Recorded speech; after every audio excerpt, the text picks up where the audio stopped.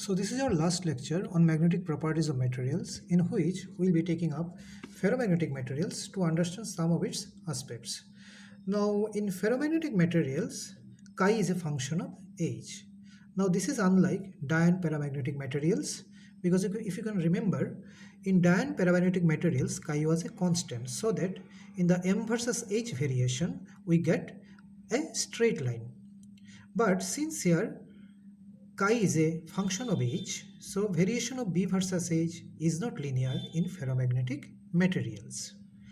Now, if we analyze this BH curve step by step, in each step, actually we'll be getting some very important physical information regarding ferromagnetic sample. So next we are going to discuss and analyze these steps one by one. But before doing this, let's have a look of the BH curve for ferromagnetic samples. Now here you can see that there is a word hysteresis. So this particular word will be explained later. Now let's start our analyzing this particular curve step by step. First we'll be analyzing the part OC of the curve. Now in this part, what we are doing actually, here H is increased from 0, then we see that if we do so, if we increase H from 0 gradually, B increases along the curve OC. Now after C, if we further increase H, suppose up to C test, B does not increase anymore. Now what does it mean? This means the sample has become magnetically saturated with all its atomic dipole aligned in the field direction, and this particular phenomenon is called magnetic saturation. So the part OC of the curve has actually given us the information regarding magnetic saturation. Now let's go to the part CD of the curve. Now in this part, what we are doing actually, we are gradually decreasing H from this particular value C to 0. Now if we do so, you can see that though H is reduced to 0, B does not become 0. But if you can notice, when we started increasing H, B was 0 when H was 0. So this is actually because of the residual magnetization.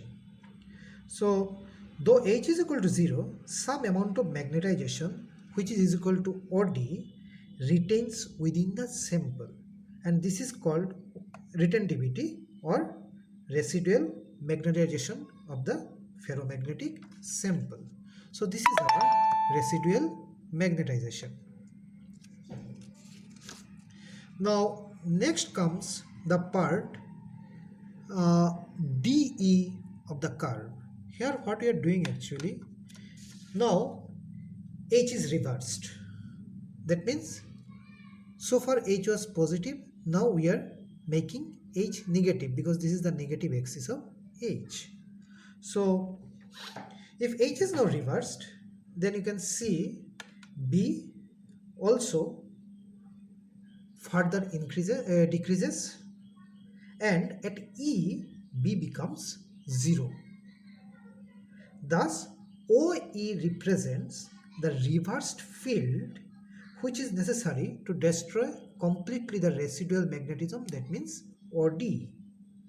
And this OE is called coercivity or coercive force of the ferromagnetic material.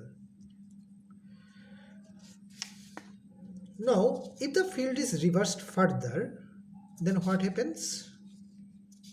Saturation occurs at F, and if H is now again reversed, that means if it is become if we are making it positive, then and increased, then B follows the path FGK, becoming 0 at K and gets saturated again at C. So you can see that When the ferromagnetic sample is subjected to a cycle of magnetization, B follows a closed loop at each step of the loop, and and at each step B lags behind the corresponding age. This phenomenon is actually called hysteresis. The word hysteresis means lagging behind, and this loop is called hysteresis loop.